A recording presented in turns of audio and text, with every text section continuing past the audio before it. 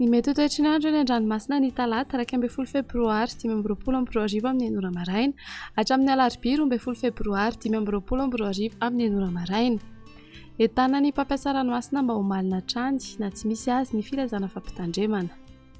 Ho an'ny morontsiraka Atsinanana, tanjona bobaomby hatrany amin'ny tanjona angotsy, anorana tandrifindrahona mahalana ny any atsimo ny Sambava, andrahona vitsy ny any Ankafa. Ho avy andrefana andrivotra ny maraina ka ho 7 hatramin'ny 12 km isan'ora. Ho avy Atsinanana kosa ny tolakandro ka ho 7 hatramin'ny 12 km isan'ora hatrany. Adiny mpanonja na anonjabe ny ranomasina, avy ny onjy 1 hatramin'ny 1,5 metatra.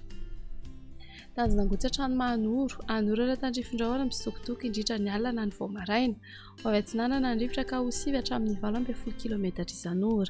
Elina ho avy andrefana ny maraina ka ho 7 km isan'ora. Adiny mpanonja na anonjabe ny ranomasina, avy ny onjy 1 hatramin'ny 1,5 metatra. Mahanoratra ny taolan'ny aro, anorana tandrifindrahona indraindray. Ho avy Atsinanana na avaratra Atsinanana andrivotra ka ho 7 hatramin'ny 12 km isan'ora.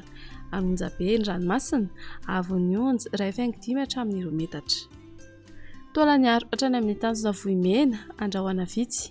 Ho avy Atsinanana na atsimo Atsinanana andrivotra ka ho 7 hatramin'ny 12 km isan'ora. Anonjabe na aherin'ny ranomasina, avy ny onjy 2 hatramin'ny 2,5 metatra hatratra 3 metatra indraindray noho ny alin-drano avy atsimo na atsimo Atsinanana. Ho an'ny morontsiraka andrefana, tanjona vohimena hatrany amin'ny tanjona ankabo, andrahoana mitsitokotoko. Ho avy atsimo na atsimo Atsinanana andrivotra ka ho 12 hatramin'ny 12 km isan'ora.